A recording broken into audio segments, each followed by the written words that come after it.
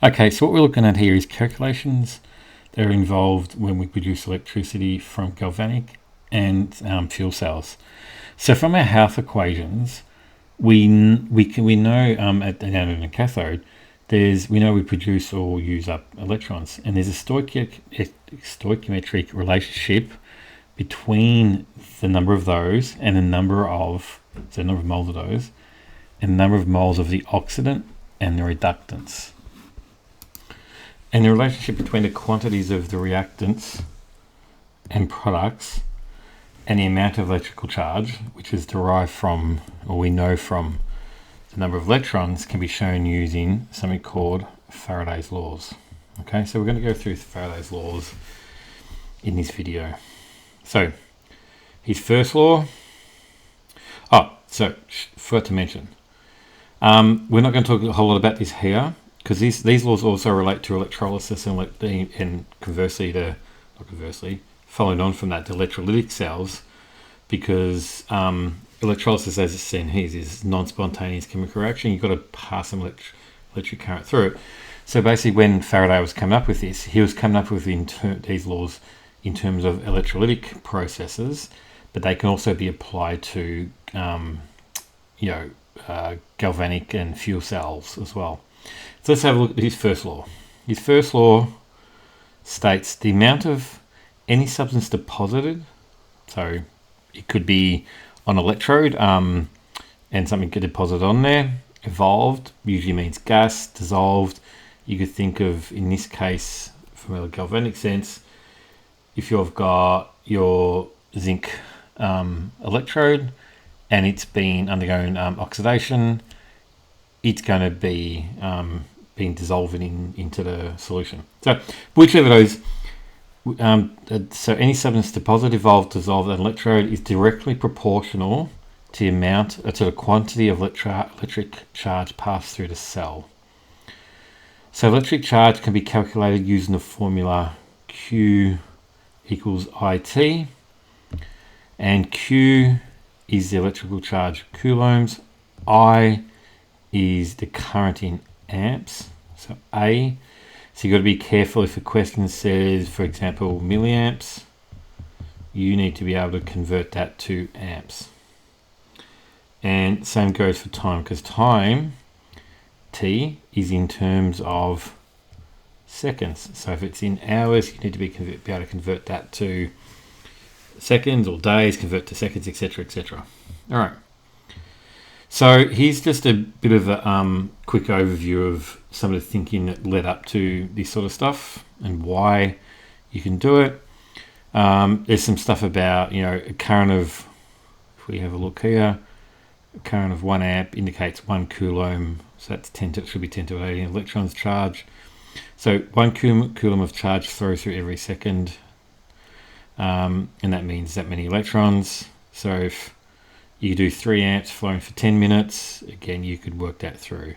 So 3 amps, 10 being the number of minutes, 60 being the seconds, and that's how many coulombs. If you wanted to, you can convert that to number of electrons. We don't usually go back that far. That's key points there. Here's an example of an experiment you can actually do to test this. So you'd follow this process. That process leads to a table that looks like this, where you've got your current, which has been kept constant, time increasing, therefore the quantity of electricity increasing, and as you can see, the quantity of mass is also increasing. It's increasing such that if you plot the quantity of electricity against the mass of the copper deposited, you're going to get a nice straight line passing through the origin. So from that, we can get to show that the mass of the product is directly proportional to the quantity of electricity going through. All right. And what that means, and then this is showing some of the calculations here, I'm not going to go through those here, but this means the quantity of charge carried by a mole of electrons, so it's a mole of electrons, is referred to as a Faraday, what's otherwise known as a Faraday constant. I tend to just call it Faraday constant, and its number is 96,500 coulombs per mole. All right, so that's an important number to remember, or remember how to use more so. All right, his second law. To produce 1 mole of substance, 1, 2, 3, or another whole number of moles of electrons, little Faradays, must be consumed according to the relevant half-cell equation. What does that mean? We've got an example here. Sodium, you've got Na plus 1 electron goes to the sodium metal. So 1 Faraday must be passed to liberate 1 mole of sodium atoms. To get the same number of mole of copper atoms, not the mass, the same number of mole of copper atoms, you actually now need 2 Faradays because you've got 2 electrons. Same goes for magnesium. 2 electrons, 2 Faradays for 1 mole. 3 Faradays to 1 mole. In this case, aluminium. In this case, we want chlorine, not chlorine ions, chlorine itself, chlorine gas. 2 Faradays must be passed to liberate 1 mole of chlorine atoms. All right, so that's the thinking you need to understand. How do we represent this? This is the equation. So the number of moles of electron, which is N with our little electron in there, that carries the same number of Faradays, corresponding to a given charge in coulombs, can be determined by that equation. So you've got number of moles of electrons equals Q. Remember, electrical charge in coulombs divided by Faraday's constant. So 96,500. So let's have a look at a question here.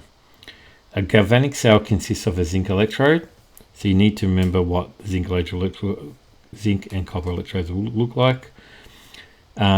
Zinc metal is oxidized at the zinc electrode, while copper 2 ions are reduced at the copper electrode. So you've got to think here what those reactions will be, and then as you read through the question, you work out which one's relevant. So calculate mass of the copper deposited. Now that means we are after this one here. So that means we are after copper, we're after copper 2 plus 2 electrons gives you copper solid. Now, why do I say it's that? Because the reduced part is telling me that. So remember, reduce is reduction is gain. So that's what's occurring there. So now we want to calculate the mass of copper deposited. So we've got the equation to start with that we're interested in. Now, what we want to look at here is how much charge was transferred. So we've got an equation for that. That's Q. Remember, that's electrical charge equals I times T. Now remember, I in this case is your amps. So 2.5 amps equals 2.5. Time is 30 minutes. So we're going to go times 30. But remember, this needs to be converted to seconds. All right, so I'm going to multiply that by 60. And what we're going to get here is a value of 4,500 coulombs. All right. From that, we can work out the number of moles. So remember, we've got an equation N equals QF, because remember what we're after is the mass amount of stuff deposited. So we can work that if we know the number of moles of copper. How can we work that? Well, for starters, we can work out the number of moles of electrons. All right. So we've got a formula N equals QF. So now, number of moles of electrons equals 4,500. That's the charge we've calculated from there, divided by Faraday's constant, 96,500. That will give you a value of 0.046. Oops. We're going to do 66 mole. And it's going to be the same sort of thing you would do as a stoichiometric ratio, like unknown over known and stuff. What it means is your number of mole of copper. Get rid of that one. Get rid of this. Number of mole of copper is going to be number of mole of electrons. Number of mole of electrons divided by 2. So that's going to be equal to 0.0233 mole. Now, what we want is the mass of our copper. And we know the formula for that is the molar mass times number of moles. So the molar mass for copper is 63.5. And when multiplied by the number of mole we've got is 0.0233. That's going to be equal to 1.5 grams. So that's how you could work something like that out. All right, so here's another very similar question. In this case, an alkaline battery is composed of a zinc anode. So remember, at the anode is where the negative, that's where oxidation is occurring. Just remember that. A manganese dioxide cathode, that's where reduction is occurring. So that's a positive electrode.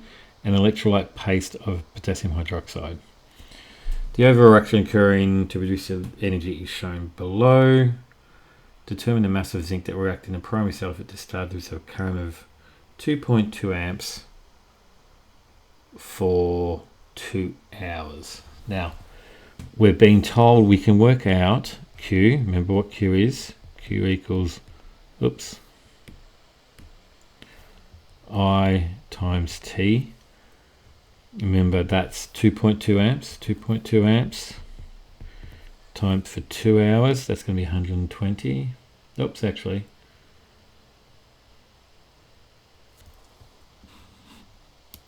So not sure why I said 120. It's 2 times 60. Okay, because it's 2 times 60 minutes, because that's 1 hour. And we've also got per hour.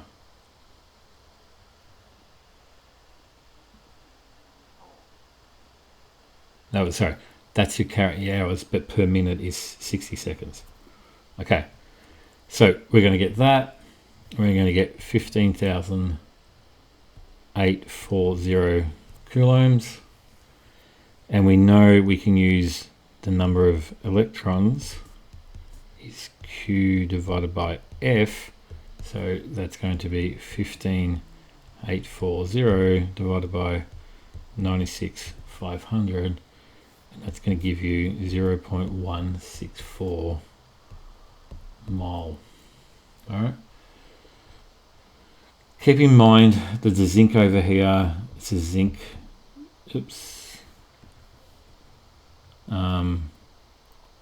this is zinc 2 plus, so that's zinc there, so it's plus 2, so you're going to get zinc going zinc 2 plus. Okay, so now we've got 2 electrons here, and if we work out the stoichiometric ratio for that, we're going to go N equals Zn, because you're going to have N over 2, and that'll be 0.164 over 2, and that's equal to 0.0821 mole. Mass equals molar mass, so I don't have to write that again. It's a force of habit sometimes if I don't think about it. That's going to be mass of zinc is going to be the molar mass of zinc of 65.4 times 0.0821, so that's going to be 5.4 grams. Okay, let's have a look. Next question. For the moment, we've got 7,727 coulombs passed through a copper 2 sulfate solution, and we get 0.04 moles of copper produced.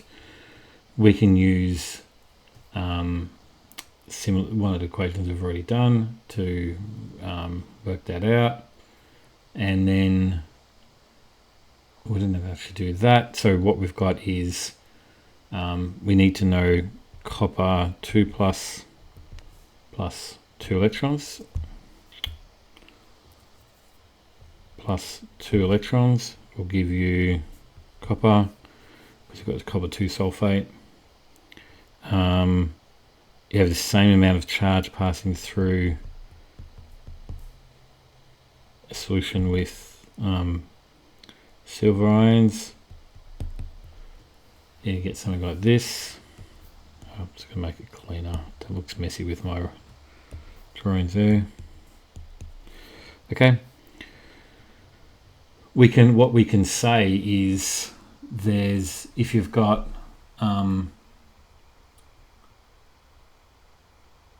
for the copper, you're going to need 2 Faradays of charge to deposit 1 mole of copper. So you're going to need 2 Faradays of charge here to get 1 mole of copper. So if I want to get 1 mole of this, so that's for 1 mole of copper. If I want to get the same thing here, okay, but that's because there's 2 electrons. So if I've got double the amount of charge, that means it's basically saying to get 1 mole of silver, or how many, sorry, so we're not actually after silver, we're actually, okay, I think I might have confused things a little bit there for you, for anybody listening to this. So let's actually take a complete step back and start this question again, because it's not a hard question. It's just, I think I was overthinking it and stuff like that. So to some extent, for the moment, we can ignore that, because all it's telling us is this: we're producing 0.44 moles of copper from a copper 2 sulfate solution. So that means we can go copper 2, because that's our iron, plus 2 electrons, and that will give us copper. If we put that same amount of charge through a silver ion solution, we would get silver. Now, that means, let's change color here. For the copper, I'm putting 2 Faradays through to get 1 mole of copper. Now, or equivalent. In this case, it's 0.04, but for our purpose, just before we get to that, that means if I put 2 Faradays here, I'm actually going to get 2 moles, or double what we got for the copper. So I'm going to get 2 moles of silver. And that's because I've only got 1 electron there, so I'm sort of doubling up that number of electrons. If I'm getting 2 moles of electrons, that means I'm going to react with 2 moles of the silver to give me 2 moles of that. So in this case, what I'm going to be doing is the number of moles of silver is going to be 2 times the number of moles of copper we have, which is 2 times 0.040, and that's going to give us 0.080 moles.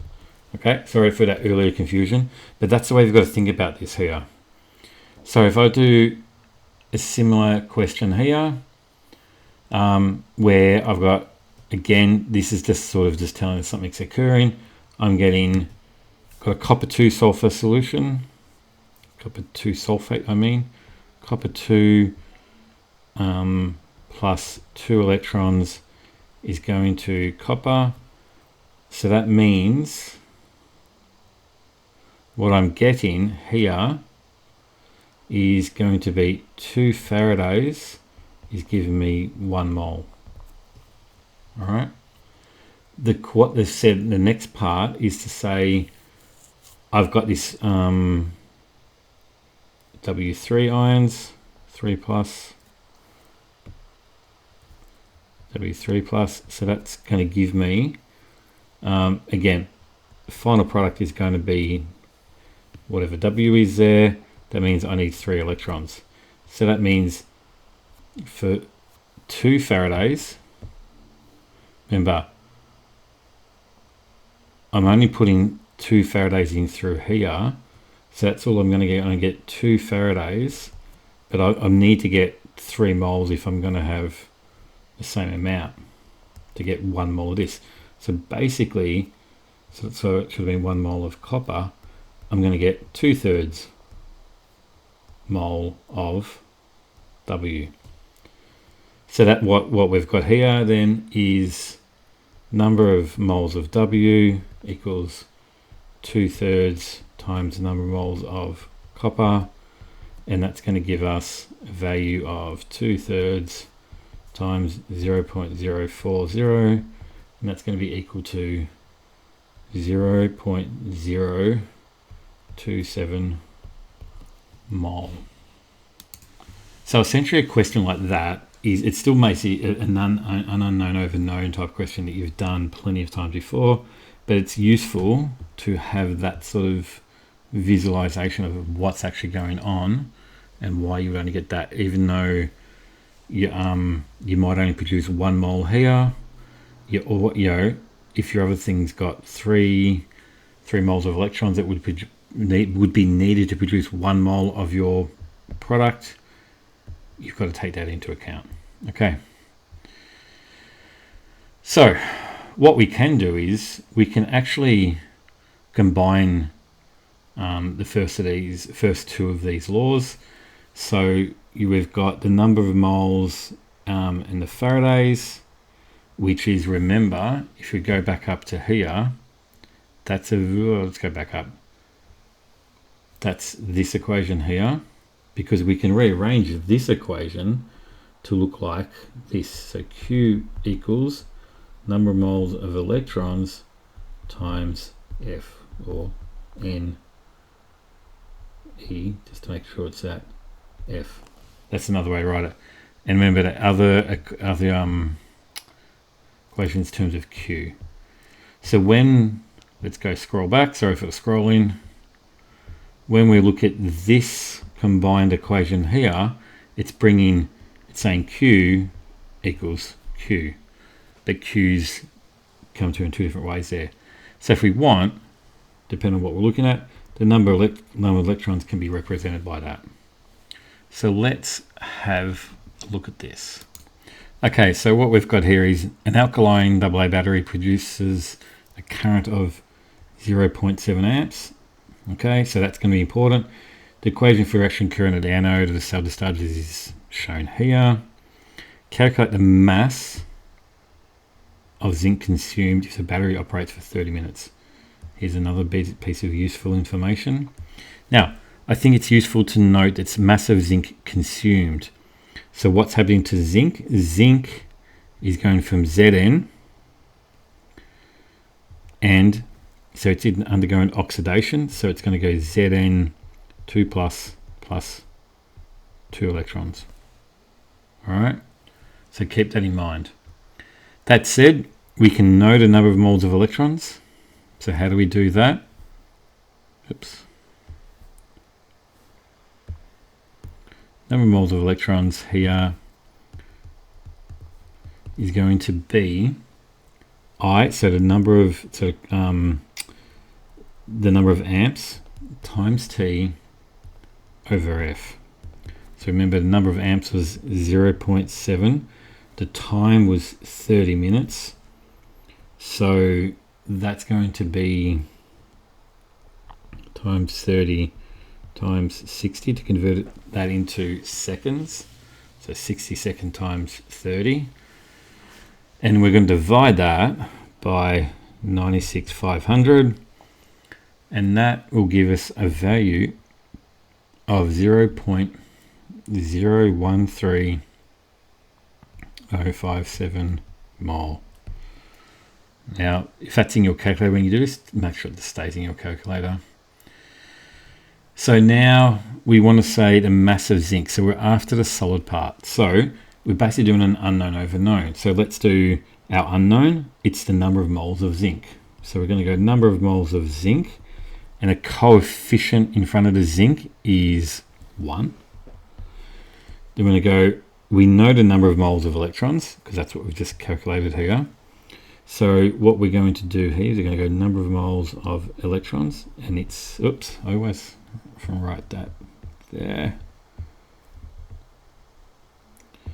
And that's going to be 2. So we need to rearrange that in terms of what the terms we don't have to rearrange it out in terms of zinc, which was we've got it. So it's going to be, or slight rearrangement, sorry, because it's half times the number of moles of electrons.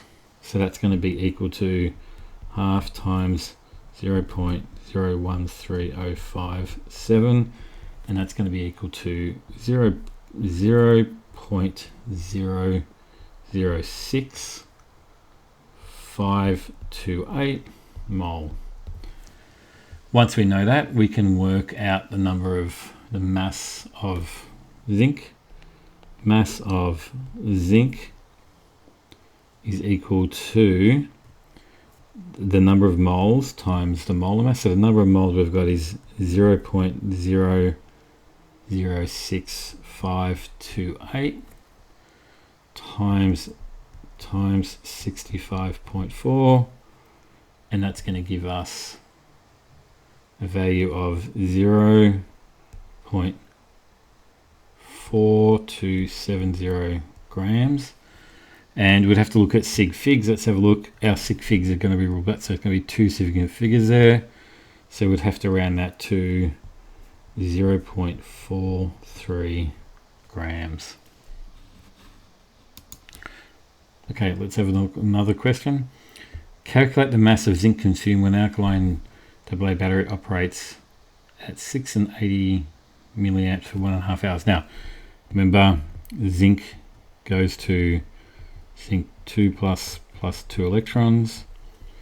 All right, so what's our first thing? We want to work out the number of moles of electrons. We need to work out the number of moles of electrons for that. N of electron, number of moles of electrons equals I T over F. I being in this case 680 milliamps. So now 680 milliamps, that means I've effectively got to divide it by 1,000 to get to the number of amps. So I'm going to get 0.680 amps. So that's what I'm going to put here, 0.68 amps, 1.5 hours. So it's going to be 1.5, that's this part here. And to convert seconds to hours, it's going to be 60 minutes, and then every minute is 60 seconds, so multiply by 60 again, and divide that number by 96,500, and that'll give us a value of 0.03805 mole. Similar to the previous question, you're going to have, I don't need to go through that same process, but if you had a different equation, you would need to, it's going to be half times number of moles of electrons. So that's half times 0.03805. That's going to be equal to 0.01903 mole. And that means that the mass of zinc is going to be, the number of moles of zinc is 0.01903 multiplied by the molar mass of zinc, which is 65.4. It's going to give me a value of 1.24 grams. All right, let's look at another similar question. Okay, calculate the mass of oxygen consumed in a solid state, solid oxide fuel cell stack delivering 5.5 amps of current. for 6.5 hours. So this is the reaction we're going to be using. So number of moles of electrons is current times time over F. Current here is 5.5. Time is 6.5 hours, so it's going to be 6.5 times 60 times 60, as per the previous question, divided by 96500, and that's going to give us an answer of 1.3337. Again, this is a version of unknown over known, so number of moles of electrons is equal to 4. Known, sorry, that was the known number of moles of the unknown oxygen, and that's going to be here 1. All right. So what that means is, for me to get things in terms of the number of moles of oxygen, I'm going to have to rearrange all that, and that means I'm going to have a quarter times the number of moles of electrons. All right, so what does that look like? Quarter times 1.3337, that's going to be equal to 0.3334 mole, and so therefore the mass of O2, again it's got the number of moles of oxygen is 0.3334 times 16, 32.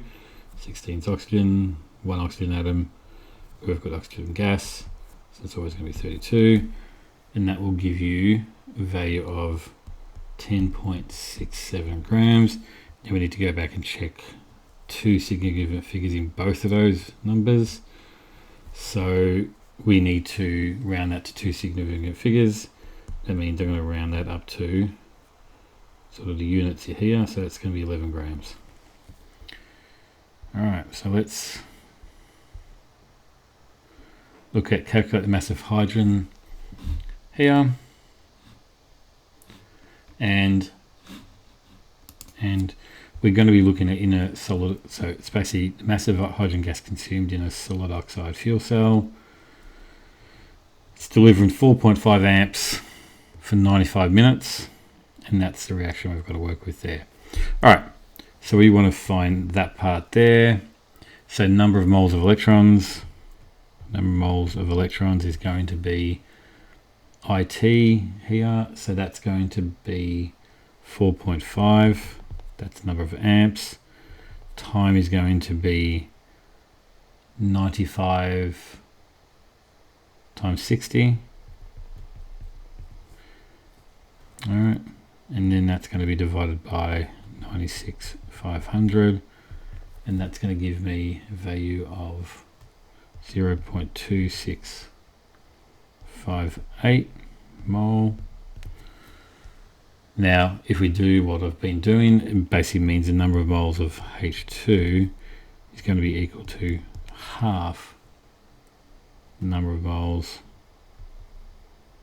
of electron. So that's going to be equal to 0.1329.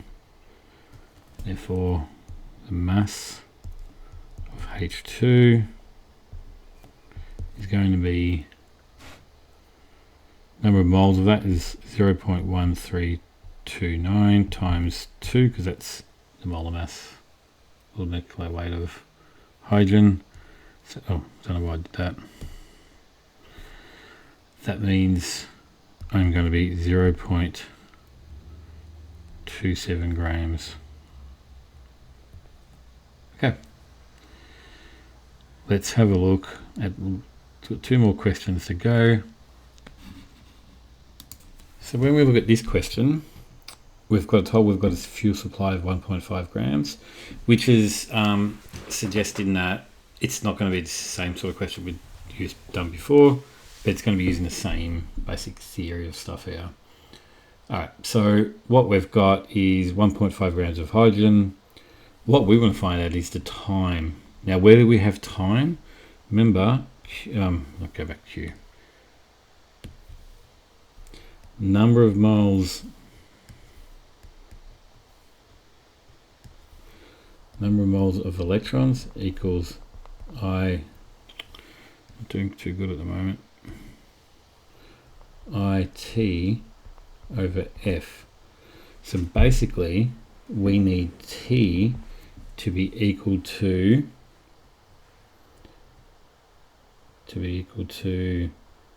F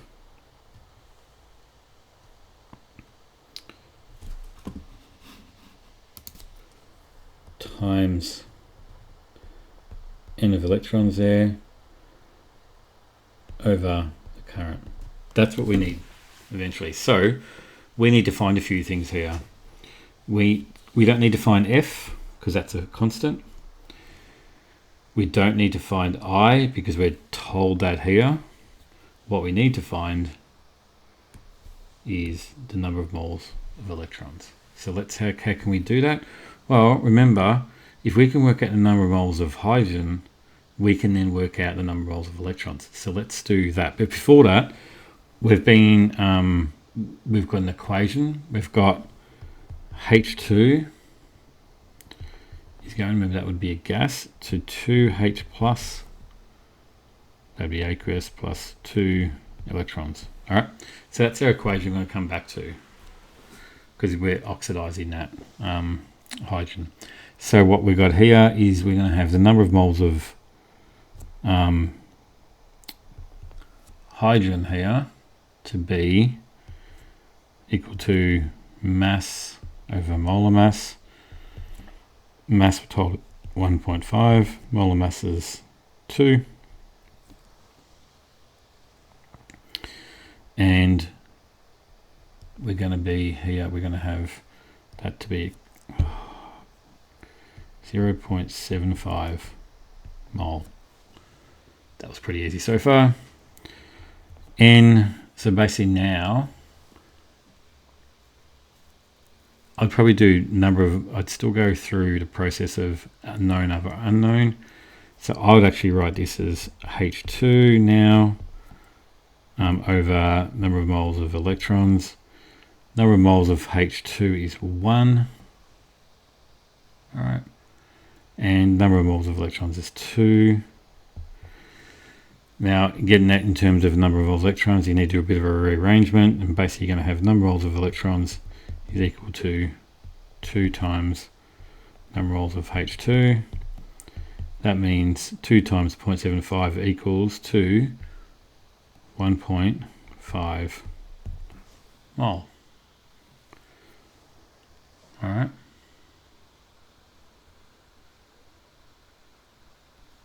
So that should have been 2 up there. All right. So now that we know that, remember we got this here. So T equals 96,500 times 1.5 divided by, what was our current? 2.1. And that's going to be equal to 68,929 seconds. Now, I've got to convert that to hours. That means I'm going to get T equals 68,929. To convert this into hours, I've got to account for the fact that there's 60 seconds in a minute and there's 60 minutes, so it's going to be 60 times 60, and that will give me about 19 hours.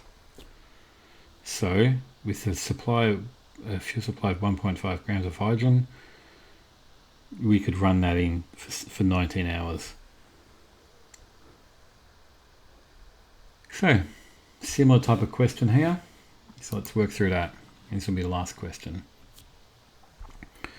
Again, maximum time in hours. So again, you're going to have, the equation is going to be T equals F times the number of moles,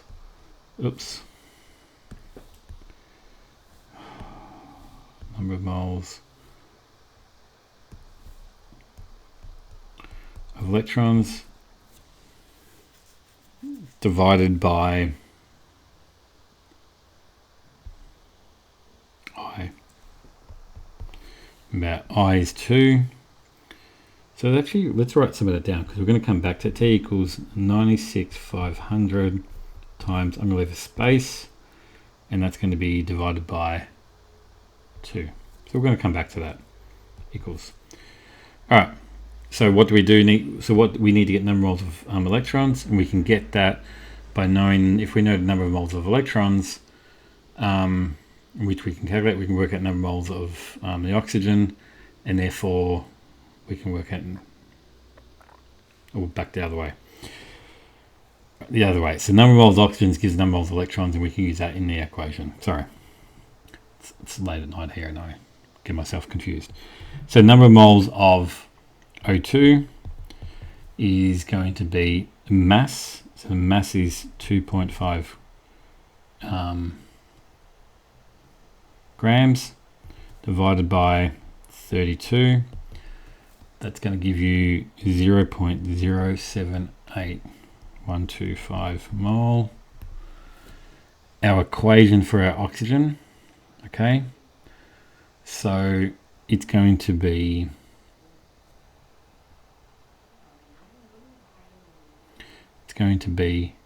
O2, because that's a gas, plus 4H plus goes plus 4 electrons, gives you 2H2O. So what we're going to get from there is, if I do my unknown, in this case my known over unknown, O2, that's equal to 1. My unknown in this case is my electrons, and that's going to be 4. So if I move those around, number of moles of electrons is going to be equal to 4 times the number of moles of O2. So that's equal to 4 times 0.078125. That's going to give me equals 0.3125 moles. Now I'm going to use that number over here, 3125 moles. That's going to give me 15,078 seconds. Now I need to convert that to hours, so it's going to be 15,078 divided by 60 times 60, because remember I'm converting seconds into hours, and that's going to equal 4.19 hours. So that's how you'd work it around. So you can move things around a bit like that, and you need to be able to go back and forth. So the key really is, once you get to, so there's a lot of questions there, to this sort of thing, you could be asked, as we showed there, you could be asked to work out the time of something. You could potentially even ask the current. You could be asked to work out number of moles of electrons, whichever. So you need to be able to move back and forth between those and recognize what you've got. Okay, that's it for this video.